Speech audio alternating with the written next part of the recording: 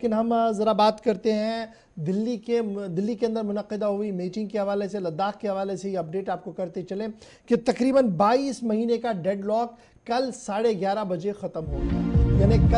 कल दिन में 11:30 बजे लद्दाख के हवाले से ये अहम इत्तला कि 22 महीने का डेडलॉक ख़त्म हो गया। वज़ीर ममलिकत बराए दाखिला के साथ लद्दाख के लीडर्स की दिल्ली के अंदर मुलाकात हुई।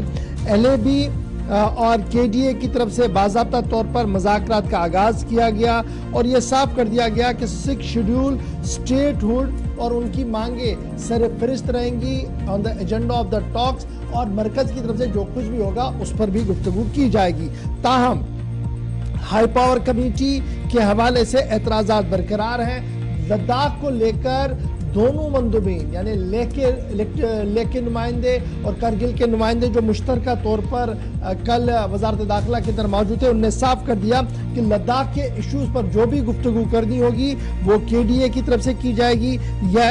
LAB की तरफ से की जाएंगी। और ये कल बड़ा इंपॉर्टेंट मामला था जहां पर दाखिला वजीर नित्यानंद राय साहब मौजूद थे, union home secretary Ajay Kumar Bhalla साहब थे, जॉइंट सेक्रेटरी जम्मू कश्मीर और लद्दाख अफेयर्स मौजूद थे, डायरेक्टर लद्दाख MHA के अंदर मौजूद थे। और उसके साथ साथ अगर आप देखेंगे थुपसन चौंग साहब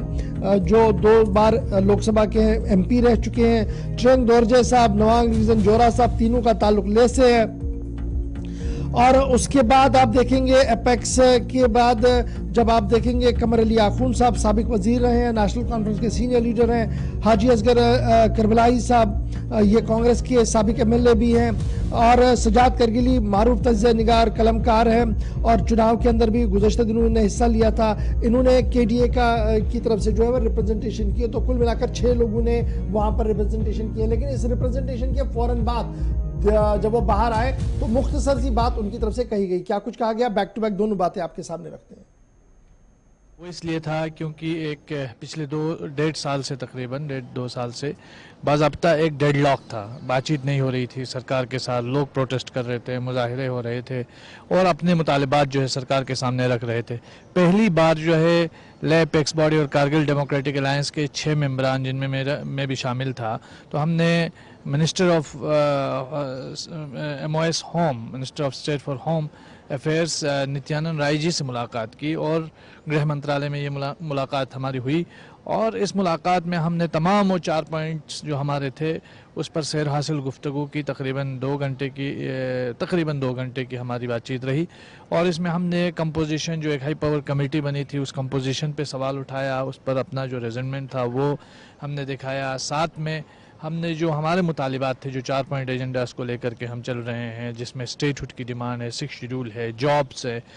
पब्लिक सर्विस कमीशन का ना होना है, इसी तरह पार्लियामेंट में हमारी नुमाइंदगी को लेकर है, ये 4 मुतालिबात पर हमने पूरी डिटेल्ड हमारे तमाम लीडर्स ने, हम सब ने गुफ्तगू की। और हमने ये कहा कि सरकार आइंदा बातचीत के लिए कम अज़ कम एक रोड मैप इस तरह बनाएं जिसमें हमारे जो मुतालिबात है उसको एजेंडे में शामिल किया जाए और जो कंपोजिशन है ऑफिशियली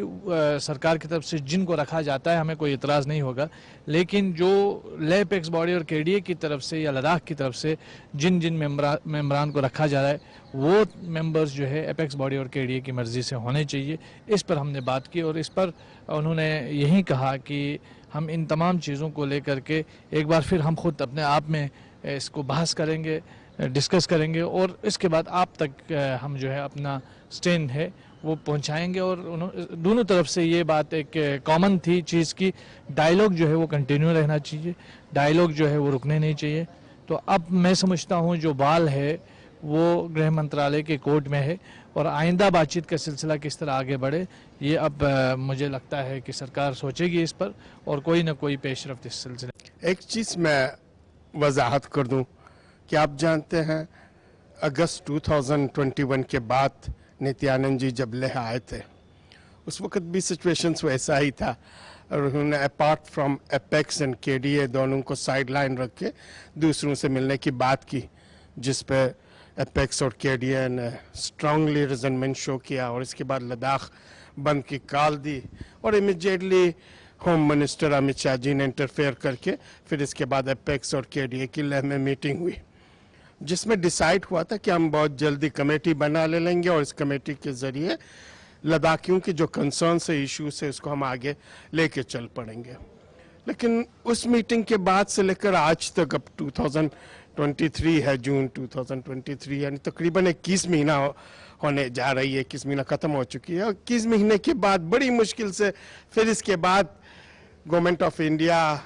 होम मिनिस्ट्री ख्वाब से जागे, नींद से जागे, और इनको लगा